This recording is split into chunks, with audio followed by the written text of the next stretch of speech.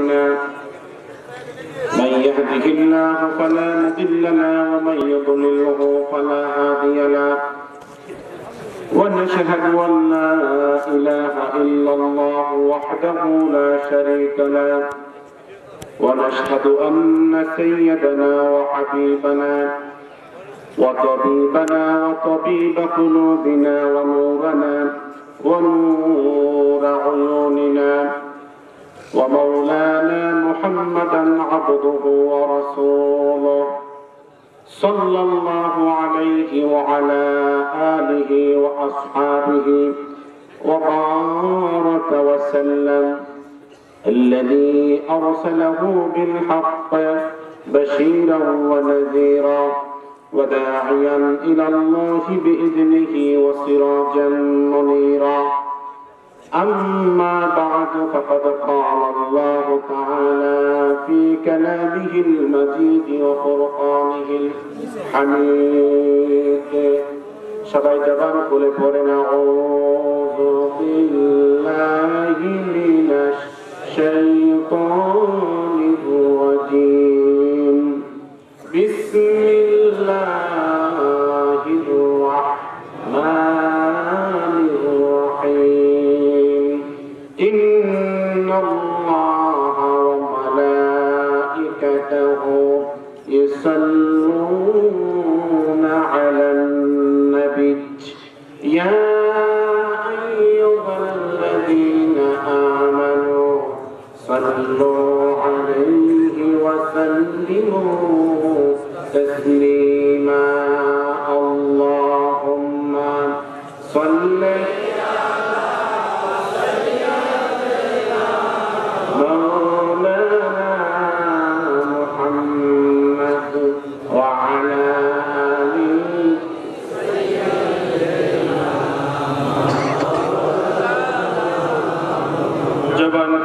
মোহাব্বতের সাথে পড়েন আল্লাহুম্মা সাল্লি আলা সাইয়্যিদিনা মাওলানা মুহাম্মদ ওয়া আলা আলি সাইয়্যিদিনা মাওলানা মদিনা মদিনা মুমিনুন की गुनगुना है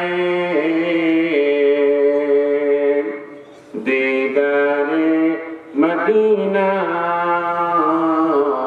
आशिकों की तमन्ना है अल्लाहुम्मा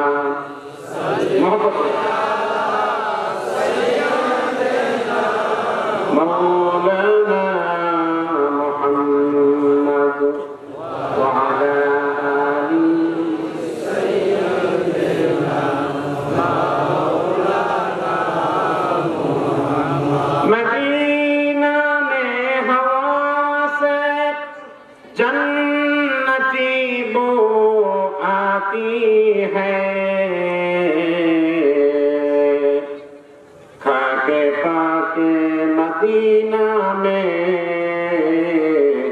नूर जन्नत चमकती है अल्लाहुम्मा सल्ली अला सय्यिदिना मौलाना मुहम्मद व अला आलि सय्यिदिना मौलाना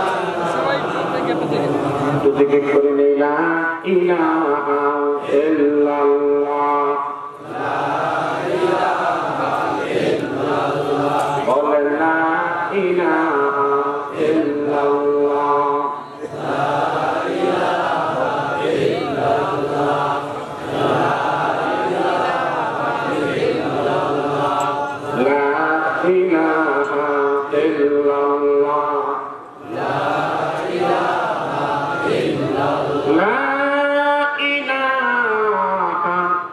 إلا الله محمد رسول الله صلى الله عليه وسلم اللهم صل وسلم وبارك عليه 50তম বার্ষিক ইসালে সাওয়াব ও দোয়ার মাহফিল উপলক্ষে মহামারী করোনা ভাইরাস এর থেকে মুক্তির জন্য বিশেষ দোয়া অনুষ্ঠানের সম্মানিত সভাপতি দক্ষিণ এশিয়া মহাদেশ ইসলাম প্রচারের কেন্দ্র শতাব্দীর প্রাচীন হাক্কানি দরবার ঐতিহ্যবাহী সোনাকান দরবার শরীফ হযরত পীর সাহেব সোনাকান্দা কামিল মাদ্রাসা সম্মানিত প্রিন্সিপাল আত্মশুদ্ধিমূলক রাজনৈতিক সংগঠন বাংলাদেশ তালিমি হিজবুল্লাহ কেন্দ্রীয় আমিরের শরীয়ত রাহনুমায়ে তরিকত মুর্শিদে বরহাট শাহ সুফি আল্লামা মাহমুদুর রহমান পীর সাহেব দামাত বারাকাতুল আলিয়া আজকের মাহফিলের আমন্ত্রিত হাজারাত উলামায়ে কেরাম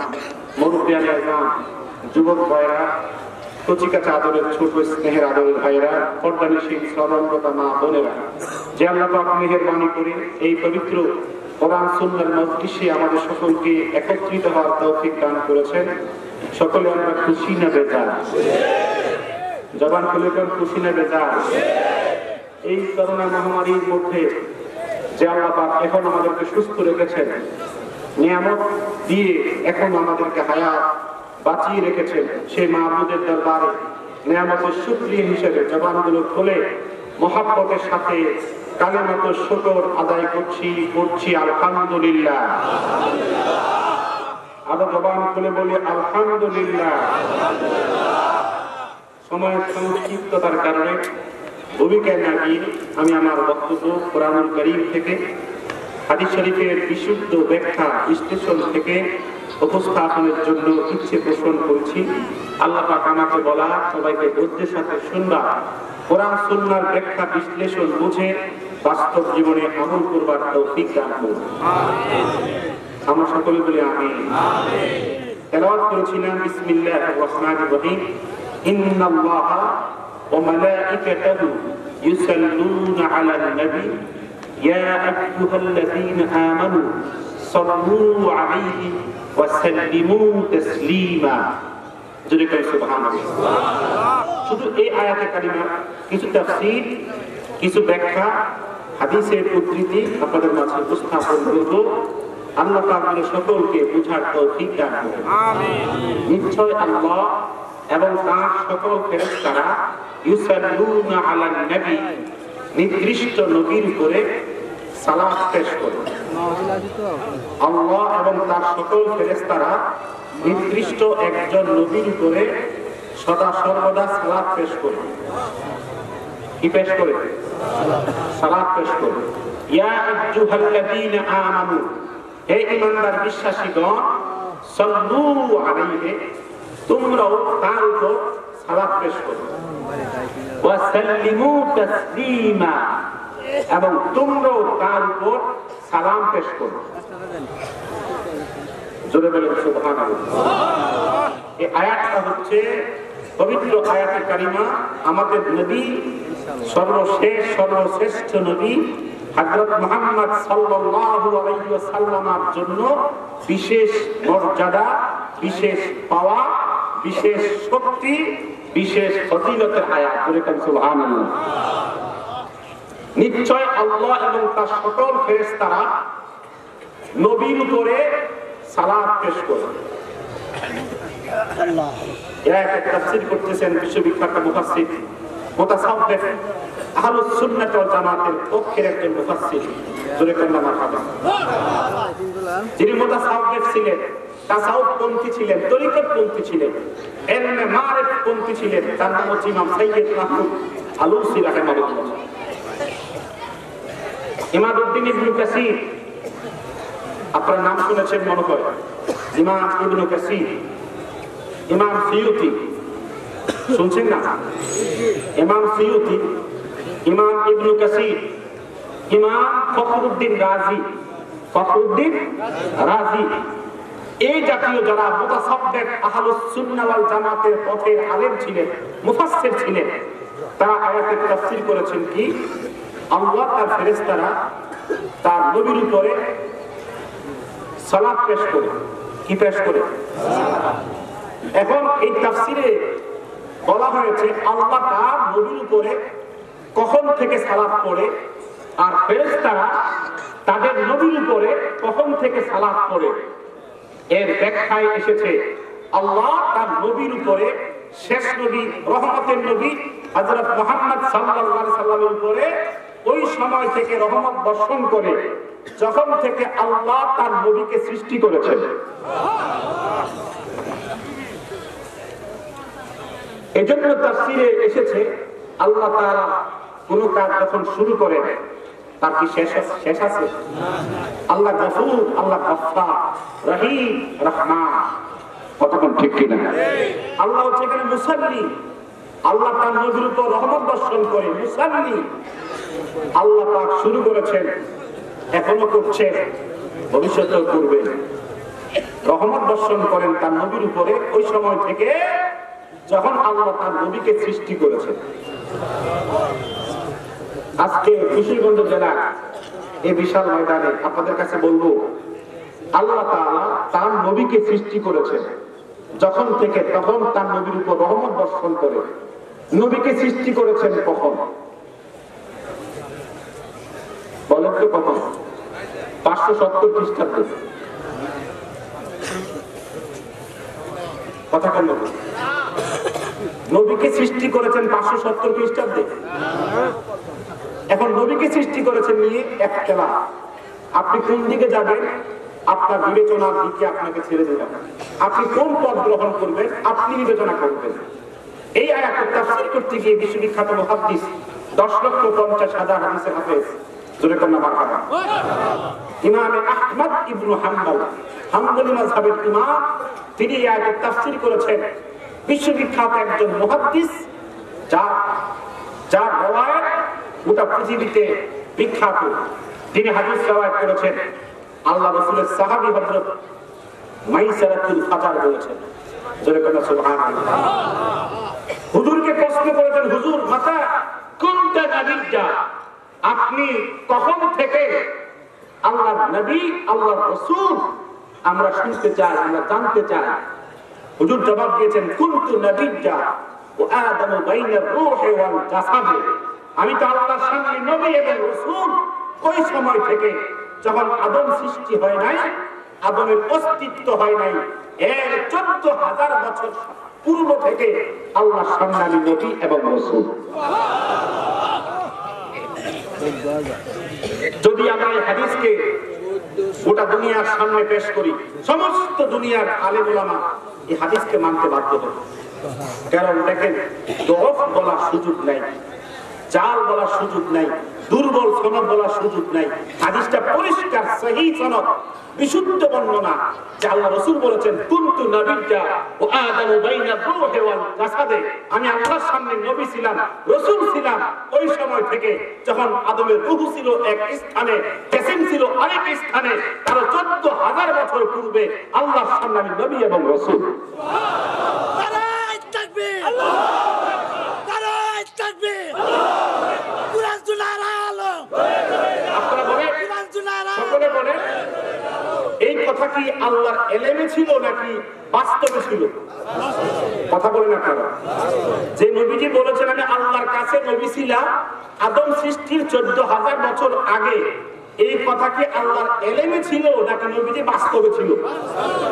এই ক্ষেত্রে এক দল বিশ্বাস করে আল্লাহর এলেমে নবীজি ছিল, আর আমরা আহলুস সুন্নাত ওয়াল জামাত বিশ্বাস করি এলেমে নয়, আমার নবী বাস্তবে আদমের 14,000 বছর আগে বিদ্যমান এবং অস্তিত্বে ছিল।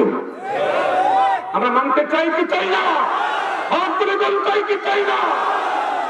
আজকে আহলে হাদিস, আজকে লা মাযহাবী ইবনে তাইমিয়া, তার বক্তব্য হচ্ছে আল্লাহর এলেমে ছিল না, আমার নবী তখনও আল্লাহর সামনে স্পষ্ট বিদ্যমান যুহুর এবং ইজহার ছিল। আদম যখন সৃষ্টি হয় না 14,000 বছর আগে আল্লাহর সামনে সুস্পষ্ট ভাবে তিনি বিদ্যমান ছিলেন। কি বলেন, ঠিক কিনা? আমাদের মানতে সমস্যা আছে? এই কারণে এখানেই ফেস, এখানেই গন্ডাগোল। আমার নবীর অস্তিত্ব নিয়ে যারা আজকে কথা বলতে চায় তারা আমাদেরকে বাতিল বলে, বিদআতি বলে। না, আমার নবী যে আল্লাহর সামনে সুস্পষ্ট ভাষা অস্তিত্ব ছিল।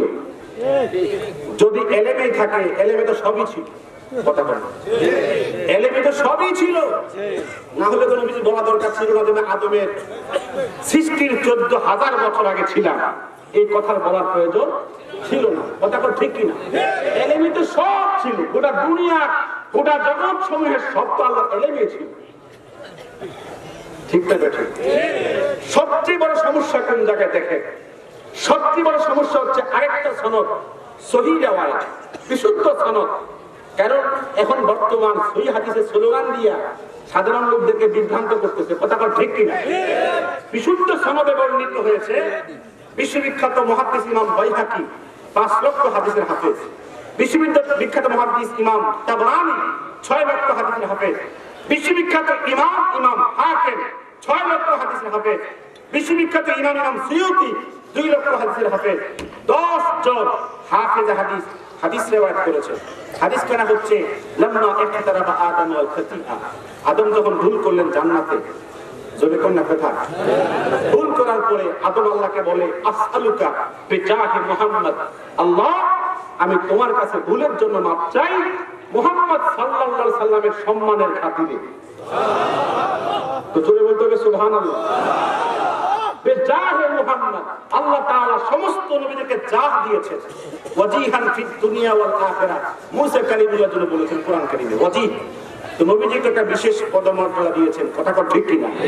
আদম বলে আল্লাহ আমি তোমার কাছে ক্ষমা চাই বিজাহি মুহাম্মদ, মুহাম্মদ সাল্লাল্লাহু আলাইহি সাল্লামের জাহে মানে তার মর্যাদার খাতিরে, তার সম্মানের খাতিরে তোমার কাছে ক্ষমা চাই, জোরে বলুন সুবহানাল্লাহ।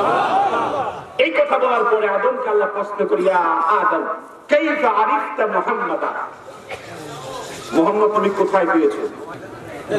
সুবহানাল্লাহ বলেন না, তুমি মুহাম্মদ সাল্লাল্লাহু আলাইহি ওয়াসাল্লাম কোথায় দেখেছো, কোথায় পেয়েছো, কিভাবে জানতে পেরেছো মুহাম্মদকে?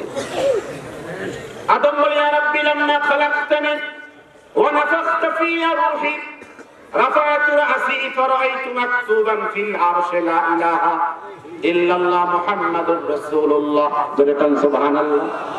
আদম প্রশ্নের জবাব দেয়, আমাকে সৃষ্টির পরে যখন আমাকে প্রাণ দিয়েছো, রূহ দিয়েছো, আমি রূহ প্রাপ্ত হয়ে আকাশের দিকে তাকায়া দেখি আরশের গায়ে লেখা লা ইলাহা ইল্লাল্লাহ মুহাম্মাদুর রাসূলুল্লাহ। দুঃখ লাগে টেলিভিশন চ্যানেলের মধ্যে আজকে সোশ্যাল মিডিয়াতে আজকে বক্তারা এই কথা বলে যাচ্ছে লা ইলাহা ইল্লাল্লাহ মুহাম্মাদুর রাসূলুল্লাহ, এটার কোনো অস্তিত্ব হাদিস কোরআনে নাই, এটা বাংলা, এটা যা এরকম আওয়াজ আপনাদের কানে আসে না? আসে নাই? এই কালেমা মুসলমানদের প্রথম হাতিয়ার, প্রথম শক্তি, কালেমায়ে তৈয়্যিবা পবিত্র কালেমা। এই কালেমাকে যারা জাল বলে বুঝতে হবে তারা বিশেষ কোনো উদ্দেশ্য নিয়ে বলে, কথা বলেন ঠিক কিনা? আদম বলে আল্লাহ আমি দেখলাম আরশের গায়ে লেখা লা ইলাহা ইল্লাল্লাহ মুহাম্মাদুর রাসূলুল্লাহ সাল্লাল্লাহু আলাইহি ওয়াসাল্লাম। আল্লাহ পাক বলে ইয়া আদম দেখছো তো তোমার অসুবিধা কি? আদম বলে ইন্নাকা লাম তাদুম্মা বিইসমিকা ইল্লা আহাব্বাল খালকি ইলাইকা, মারহাবা কোন না, আর জোরে কোন মারহাবা। তুমি তো তোমার নামের পরে মুহাম্মদ একত্রে রেখেছো, আমার বিশ্বাস এই মুহাম্মদ তোমার সবচেয়ে মহব্বতের, সবচেয়ে ভালোবাসা, এই কারণে মুহাম্মদকে তোমার নামের সাথে যুক্ত করেছো। আল্লাহ পাক বলেন আদম কাদ সাদাকাতা, হে আদম তুমি ঠিক বলেছো, লাউলা মুহাম্মাদুন লামা খলাকতুকা, এই মুহাম্মদ মুস্তাফা সাল্লাল্লাহু আলাইহি সাল্লামকে সৃষ্টি না করলে আদম তোমাকে সৃষ্টি করতাম না। একটা নোট নিয়ে যান, কোড নিয়ে যান। কোডটা হচ্ছে, এটা উলামায়ে কেরামের জন্য সুবিধা হবে বোঝার জন্য। এই হাদিসকে মোট 19 জন মুহাদ্দিস মতামত পেশ করেছেন, 19 জন। 10 জন বলেছেন সহিহ, 6 জন বলেছেন যায়ীফ, 3 জন বলেছেন জাল। মোট কয়জন?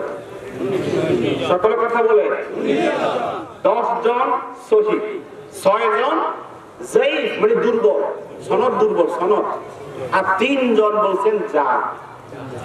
যদি গণতন্ত্রের হারে আমরা কি করি হিসাব করি তাহলে তো 10 জন যে সহিহ বলছে এটাই কি হয়ে যায়, কথা কেন? আচ্ছা বাদ দিলাম গণতন্ত্র, বাদ দিলাম। প্রথম যিনি হাদিসকে জাল বলেছেন ইমাম সাহাবী, ব্যক্তির নাম কি? ইমাম সাহাবী, আলেমরা চিনে ওনার নাম, বিখ্যাত ইমাম সাহাবী। তিনি এই হাদিসকে জাল বলেছেন। তার একজন ব্যক্তি এই হাদিস নিয়ে দুই রকম কথা বলেছেন। কোন ব্যক্তি যখন একই হাদিস নিয়ে দুই রকম হুকুম দেয় তখন তার কথা ফাউল হয়ে যায়, কথা কোন কি হয়ে যায়, ফালতু হয়ে যায়, ফালতু। তিনি নিজে বলেছেন বাইহাকি গ্রন্থ সম্পর্কে, ইমাম বাইহাকি মানে সুনানুল কুবরা, বিশ্ববিখ্যাত হাদিসের কিতাব সুনান কুবরা, সুনান কুবরা কিতাবের নাম। এই কিতাবকে বলেছেন ইমাম যাহাবী আলাইকা বিহি, এক ছাত্রকে বলেছেন তুমি এই সুনান কুবরাকে ভালো করে পড়ো, ভালো করে পড়ো, ফাইন্না কুল্লাহু হুদান ওয়া নূর, কারণ সুনান কুবরা শুরু থেকে শেষ পর্যন্ত সবটাই হেদায়েত, সবটাই নূর। কথা বুঝতেছে? মানে ইমাম বাইহাকির গ্রন্থ সুনান কুবরাকে ইমাম যাহাবী বলেছেন ছাত্রকে তুমি বাইহাকি গ্রন্থকে ভালো করে পড়ো, সুনান কুবরাকে ভালো করে পড়ো, কারণ এটা শুরু থেকে শেষ পর্যন্ত সবটাই হেদায়েত, সবটাই নূর, সবটাই কি নূর। আবার এই কিতাবের একটা হাদিস যেটা একটু আগে বলছি, ওই আরশাদুল গায়ে লেখা লা ইলাহা ইল্লাল্লাহ মুহাম্মাদুর রাসূলুল্লাহ, এই হাদিসকে তিনি আরেক বক্তব্য বলেছেন যা ভালো করে বুঝে নিয়ে। তিনি যেই গ্রন্থকে বললেন সবটাই হেদায়েত, সবটাই নূর, আবার এই গ্রন্থের কয়েকটা হাদিসকে জাল বলেছেন। কি বলেছেন? তাহলে বোঝা যায় তার একই মুখের কথা দুই রকম হয়ে গেছে, কয়রকম হয়ে গেছে, যার কারণে পরবর্তী ওলামায়ে কেরাম তার বক্তব্য কঠোর সমালোচনা করেছেন যে যেই লোক এক জায়গায় থাকতে পারে না, কথা বুঝেন না, অতএব তার জাল বলা সকালে ঠান্ডা ভাত খাওয়া সমান। কথা বুঝতে পারছেন? তার জাল বলা আর সকালে ঠান্ডা ভাত খাওয়া কি সমান। এই কারণে এই ইমাম যাহাবী যখন জাল বলেছেন আর তার জাল বলাকে কঠোর সমালোচনা করেছে সমস্ত উলামায়ে কেরাম, কিন্তু কিছু কিছু যারা বাতিলপন্থী আব্দুল ওয়াহাব নজদীর বংশধর যারা, তারা তার বক্তব্যকে দলিল বানায়া এই হাদিসকে এখনো জাল বলতেছে। আছে না নাই?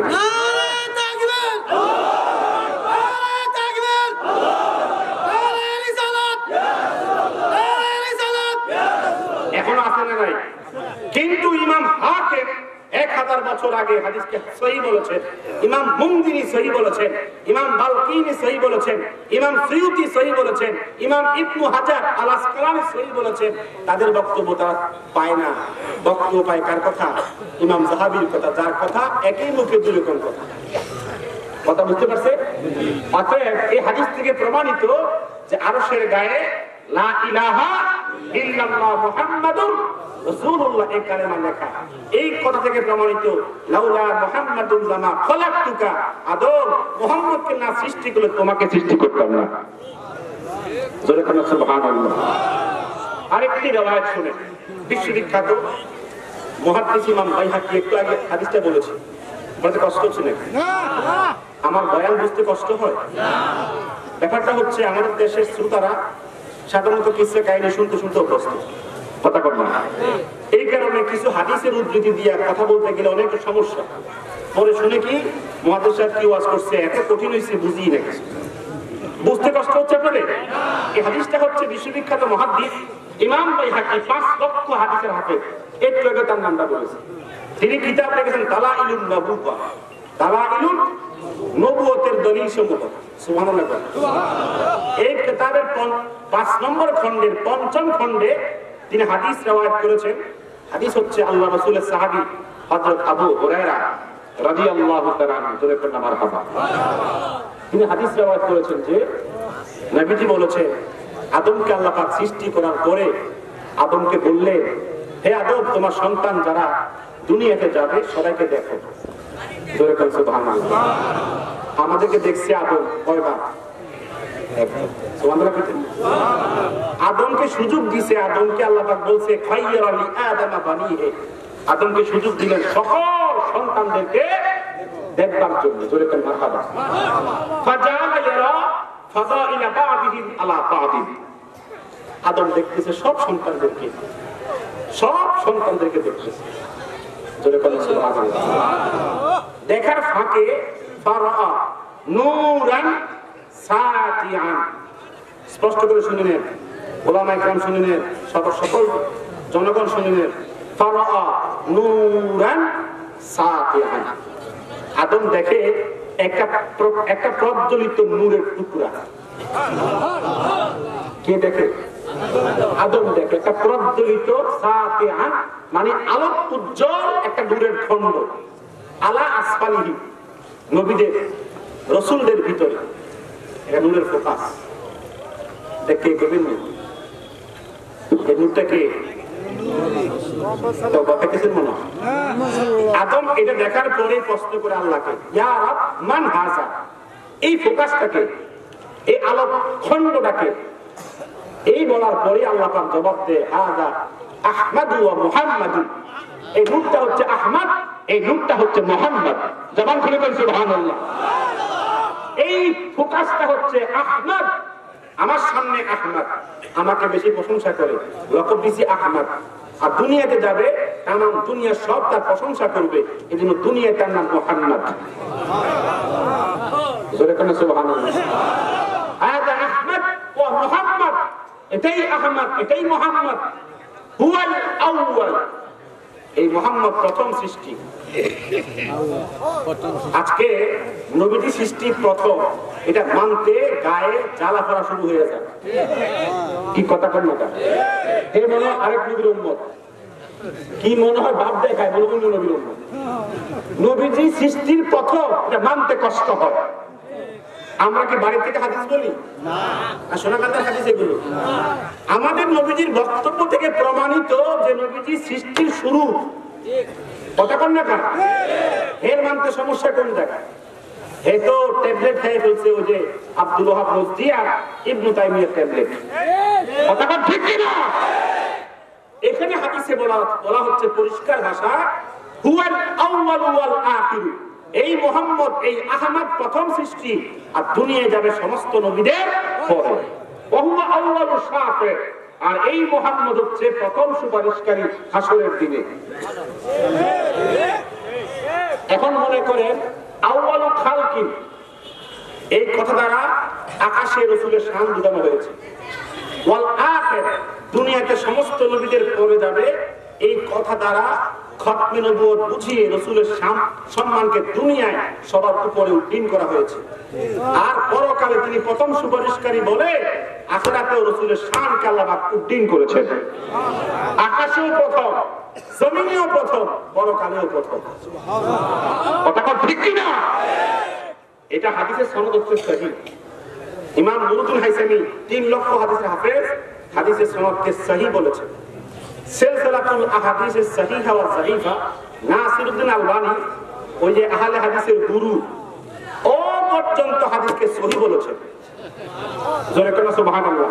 অতএব এই হাদিস যতই আপনার বিশ্লেষণ হবে, অতই সিহত পাওয়া যাবে, তাতেই প্রমাণিত হচ্ছে আল্লাহর নবী সৃষ্টিতে শুরু।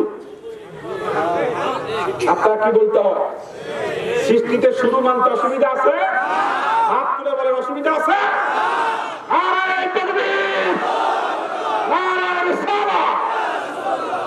আজকে যারা মানতে চায় না, ওদের নিকটে অনেক উদ্ধৃতির অভাব। কতক্ষণ মাথা, অনেক উদ্ধৃতির অভাব। বিশ্ববিখ্যাত একজন ইমামের নাম হচ্ছে ইমাম আশরাফ আলী থানভী সাহেব। তিনি তার বক্তব্যে লিখেছেন, নসরুদ্দিন ফি যিকরিন নবিয়্যিল হাবিব, হুজুরের জন্য কিতাব লিখেছেন। তার বক্তব্যে পরিষ্কার ভাষায় প্রথমে তিনি বয়ান করেছেন নূরে মুহাম্মদী কা বয়ান, মুহাম্মদী নূরের আলোচনা। মুহাম্মদী নূরের আলোচনা, এর মধ্যে তিনি 7টা হাদিস দিয়ে প্রমাণ করেছেন আল্লাহর সামনে কোটি কোটি বছর আমাদের নবী নূর হিসেবে প্রজ্বলিত ছিল। তাহলে তো কোনো পার্থক্য আছে? জোরে বলে। বড় মেয়ে মানলে ছোট মেয়ের কোনো নাম আছে? জোরে বলে। এখান থেকে বোঝা যাচ্ছে রাসূলুল্লাহ সাল্লাল্লাহু আলাইহি ওয়াসাল্লাম প্রথমে সৃষ্টি। আরেকখানে হাদিস হচ্ছে ইমাম তাবরানী মুজামুল কেবিরে রিওয়ায়াত করেছেন, নবীজি বলেছেন কুনতু আউওয়ালান ফিল খালকে, সৃষ্টিতে আমি প্রথম, ও আখিরান ফিল বাসে, প্রেরিত হয়েছে সমস্ত নবীদের পর। এবার বুঝছেন কথাটা? কুনতু আউওয়ালান ফিল খালকে, সৃষ্টিতে আমি সবার প্রথম, আর দুনিয়াতে প্রেরিত হয়েছে সমস্ত নবীদের পরে। এই হাদিসের পরে কি আর কোনো কথা থাকে? কথা তো ক্লিয়ার। আলহামদুলিল্লাহ। এই কারণে আল্লাহ পাক তার নবীর উপরে তখন থেকে দুরূদ শরীফ পড়ে যখন থেকে তার নবীকে সৃষ্টি। এরপরে এই আয়াতের তাফসীর করতে গিয়ে বিশ্ববিখ্যাত মুহাদ্দিস ইমাম আহমদ ইবনে হাম্বল ব্যাখ্যা করেছেন, নবীজি বলেন কুনতু আনা খাতামুন নাবিয়্যিন ওয়া দাওয়াতু আবি ইব্রাহিম ওয়া বিশারাতু ঈসা ওয়া রুইয়া উম্মি, আমি হচ্ছে আমার পিতা ইব্রাহিম আলাইহিস সালামের দোয়া। জোরে বলেন সুবহানাল্লাহ। নবীজি কার দোয়া বলেন তো? মাইকের আওয়াজ শোনা যায়? নবীজি কার দোয়া? নবী ইব্রাহিম আলাইহিস সালামের দোয়া। জোরে বলেন সুবহানাল্লাহ। ওয়া বিশারাতু ঈসা, আমার পূর্বের নবী ঈসা রূহুল্লাহ তার শুভ সংবাদ। ওয়া রুইয়া উম্মি, আমার মায়ের স্বপ্ন। আমার মা যখন ভূমিষ্ঠ করলো আমাকে, কি করছে? ভূমিষ্ঠ করছে। রাআত নূরা, আমাকে দেখে একটা নূর।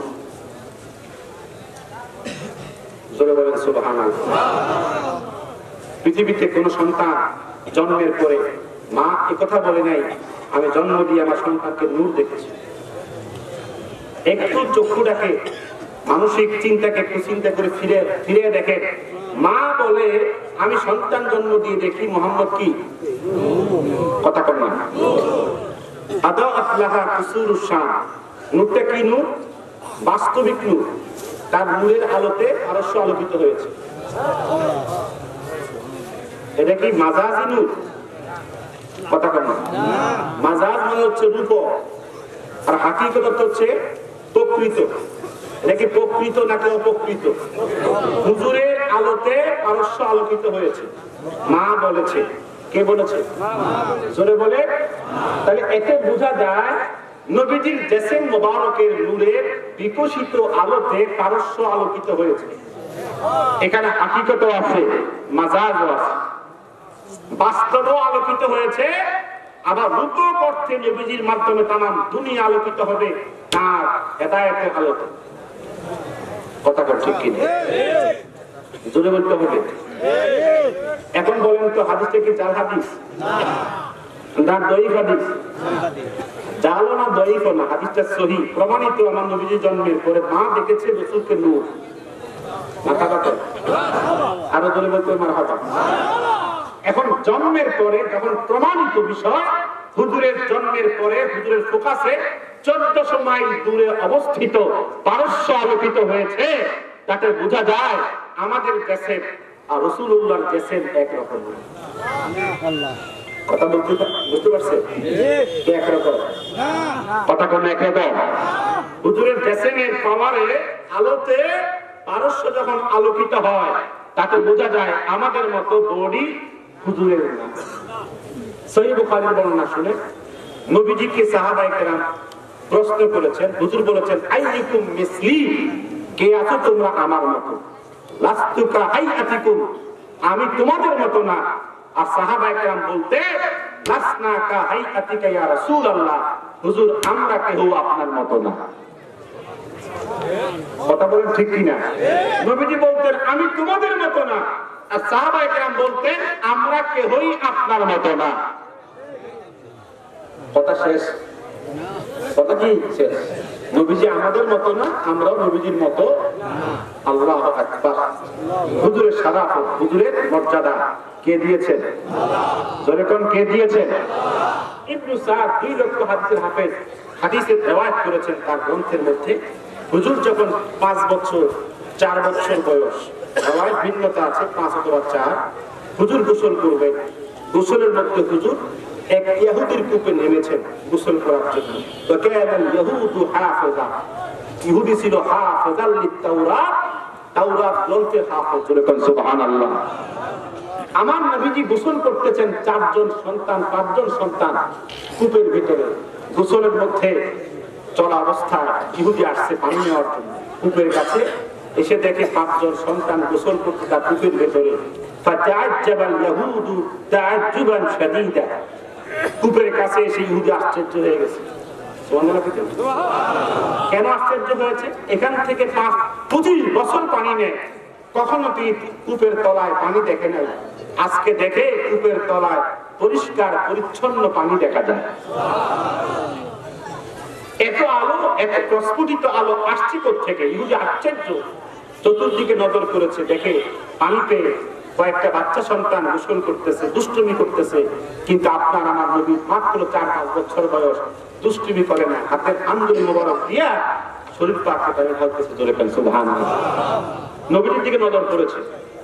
নজরের পরে ইহুদি হতভম্ব হয়ে গেছে যে এরকম সন্তান, চেহারা থেকে নূর, জেসেম মোবারক থেকে নূর চলতেছে। বয়স 4-5 বছর, শরীর পাকে ছিল সাদা কাপড়, কাপড় ভেদ করে ভিজা কাপড় যখন আটকে গেছে, একবার খিচ্ছে গেছে দেহ পাকের সাথে ঝলঝলা। আর আপনার কি বলে বিকশিত নূরের বিচ্ছুরিত আলোতে অন্ধকার খুব আলোকিত হচ্ছে।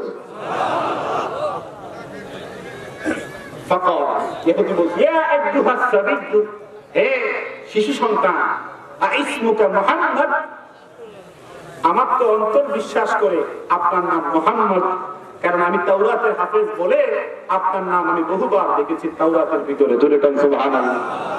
আপনার চেহারা মুনাব্বার কেমন হবে, জেসিম মুবারক কেমন হবে, সব আলোচনা তাওরাতের মধ্যে আছে, আছে না নাই?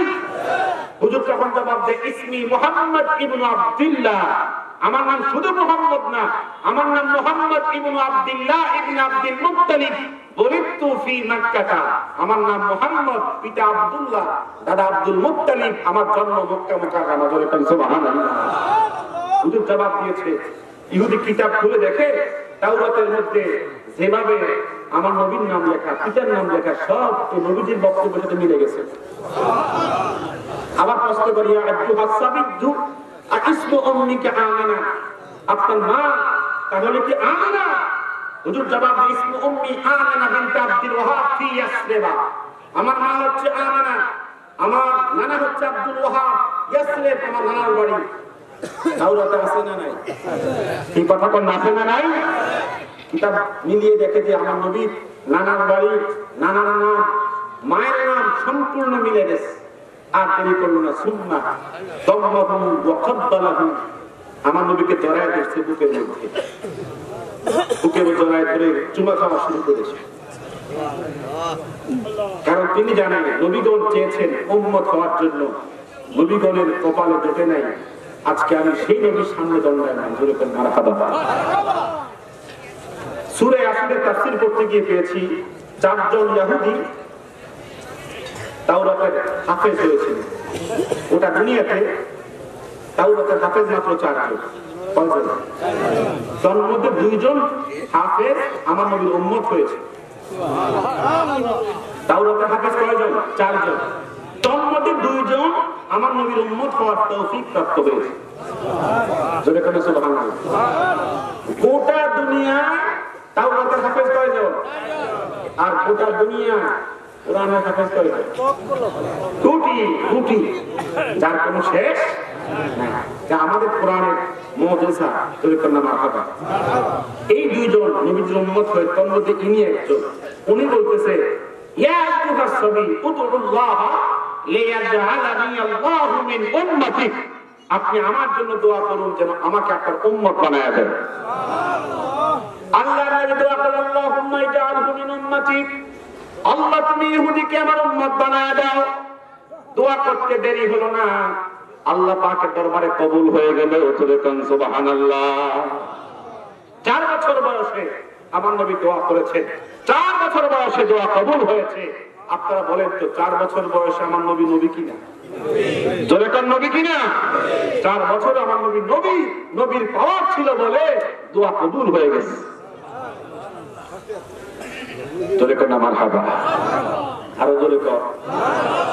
ইমাম সিয়ুতি হাদিস নকল করেছেন, তার হাসায়েস গ্রন্থে প্রথম খণ্ডে রেওয়ায়াত করেছেন। তিনি তার জীবনীতে পেয়েছি, তার জীবনী গ্রন্থে পেয়েছি, হাফিজতু মিআতাই আলফি হাদিস, নিচে বলেছেন আমি 2 লক্ষ হাদিস মুখস্থ করেছি। কয় লক্ষ?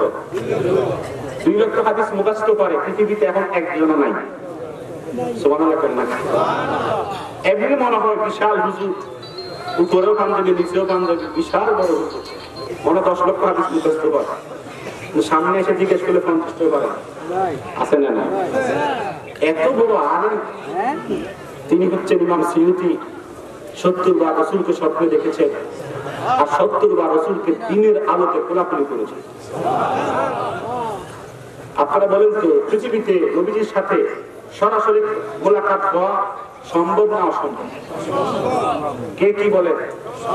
পৃথিবীতে রাসূলের সাথে সরাসরি উম্মতের সাথে মোলাকাত সম্ভব না অসম্ভব? কার ক্ষমতা?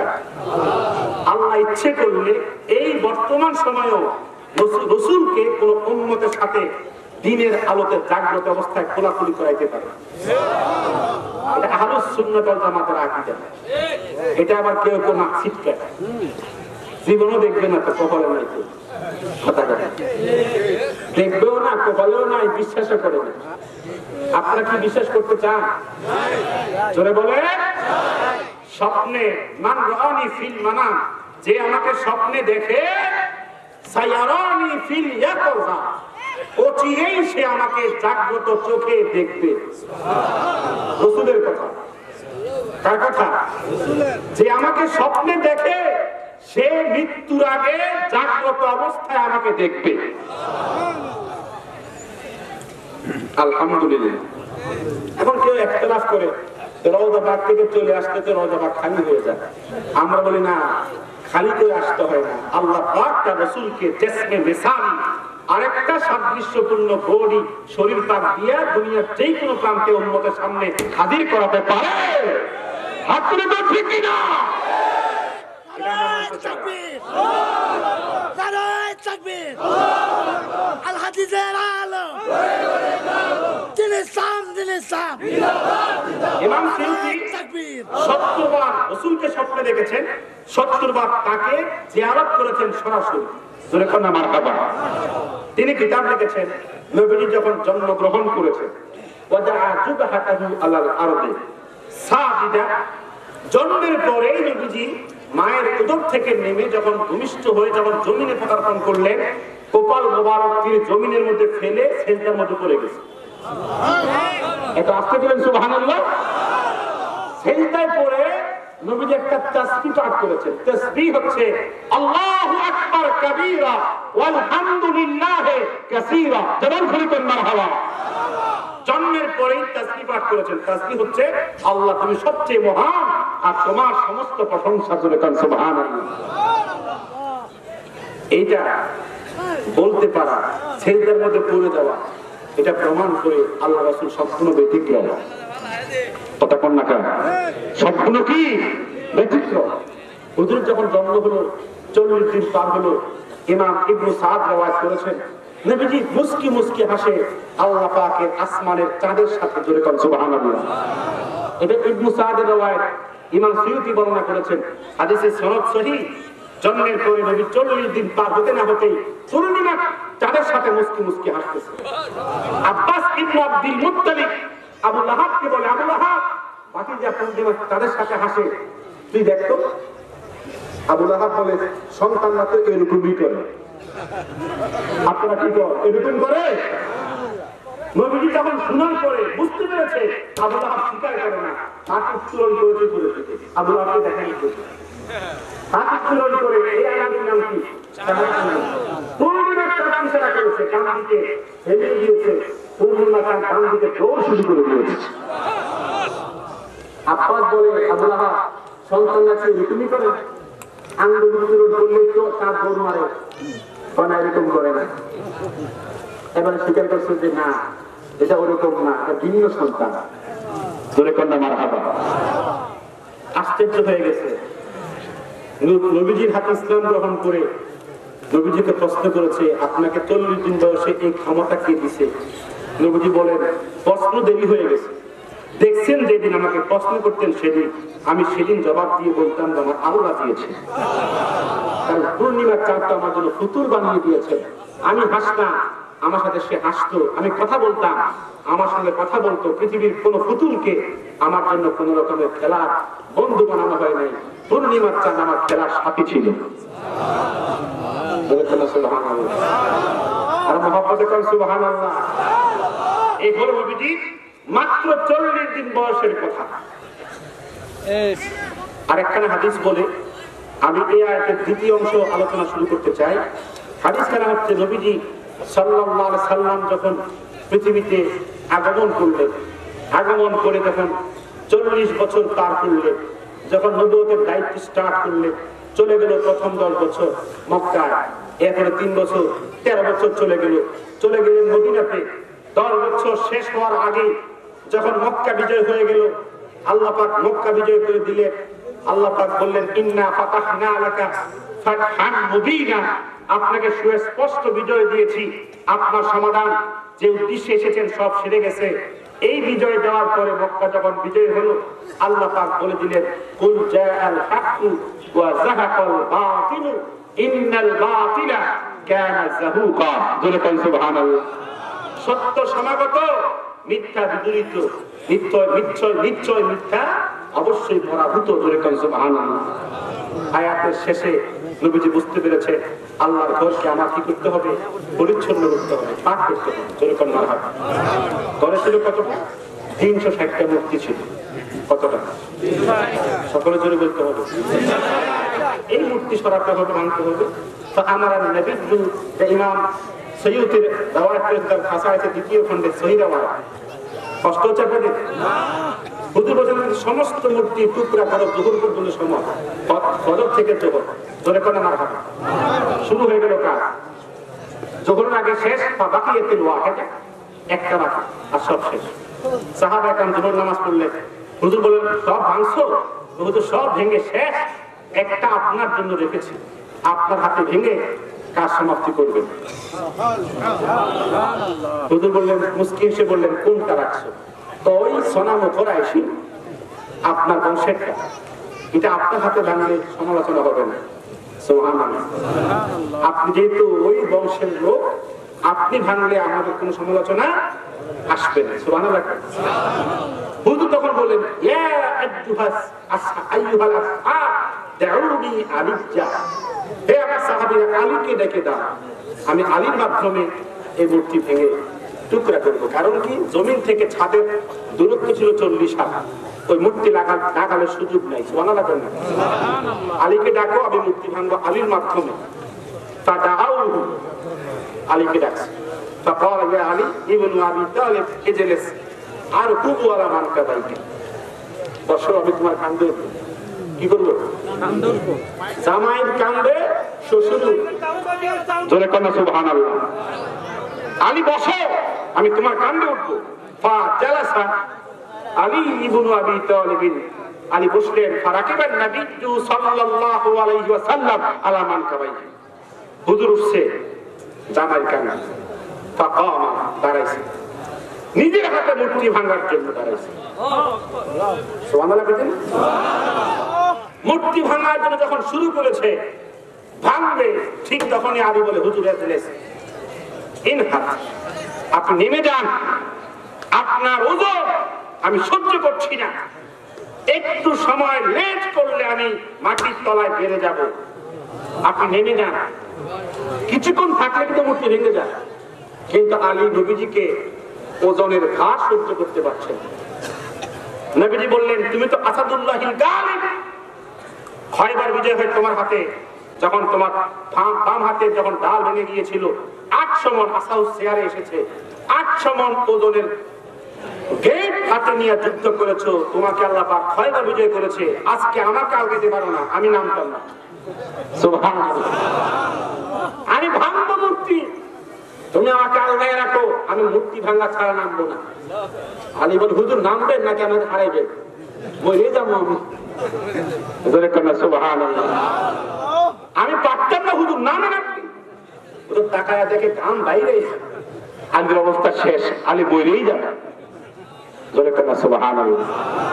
জামাইয়ের প্রতি মায়া ছিল, টান ছিল, আর সত্যিকার আলীর কষ্ট হচ্ছে অনুভব করে নবীজি নেমে গেছে। নেমে যাওয়ার পরে হুজুর বলতেছে, আলী আজলিসুন এরকাবালা মানকা বাইজ্জা, আমি এখন বসি, তুমি আমার কাঁধে ওঠো, তারপরেও এই মূর্তি ভাঙতেই হবে। আমার কাঁধে উঠো, তোমাকে মূর্তি ভাঙতে হবে। আমার কাঁধে আমার শরীর পাকে মশা মাছি বসে না, তারপরেও তোমাকে আমি আমার কাঁধে উঠাবো, মূর্তি ভাঙতেই হবে। নিজের ইজ্জতের মায়া করে নাই, নিজের শরফ এবং কারামের মায়া করে নাই, নবীজি নিজের স্কন্ধে উঠিয়ে মূর্তি ভাঙার জন্য আলীকে নির্দেশ করলেন। আমরা দিল দিয়ে চিন্তা করতে হয়, এই হাদিসটা দিল দিয়ে চিন্তা করতে হয়। আজকে সামান্য কিছু ফায়দার জন্য কত কিছু আমরা করে ফেলি, কিছু বলাও যায় না, কিছু বইলেই সমস্যা।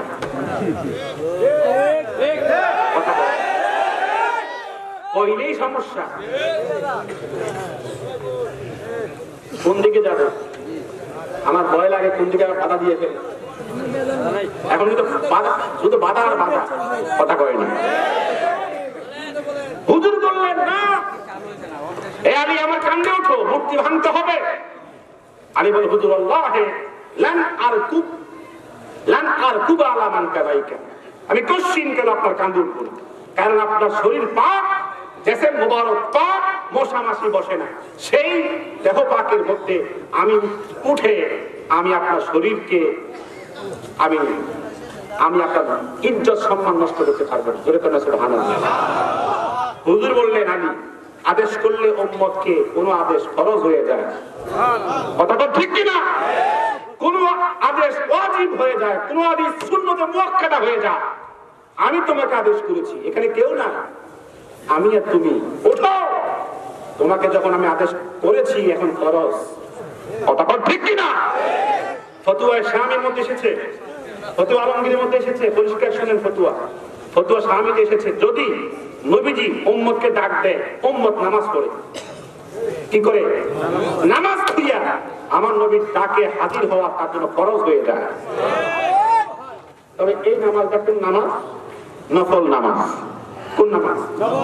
ফরজ নামাজ হলে নামাজ ছাড়া যাবে না, কিন্তু নফল নামাজ হলে নামাজ রেখে আমার নবীর আহ্বানে আমার নবীকে আহ্বানে ডাক দিলে পরে দৌড় দিয়ে আমার নবীর সামনে হাজির হতে হবে। কথা ঠিক কিনা? হুজুর যুক্তপতি সমাজের আগমন, শুভেচ্ছা স্বাগতম, নেমতপুরের পক্ষ থেকে স্বাগত, লাল গোলাপ শুভেচ্ছা, শুভেচ্ছা স্বাগত, যুক্তপতি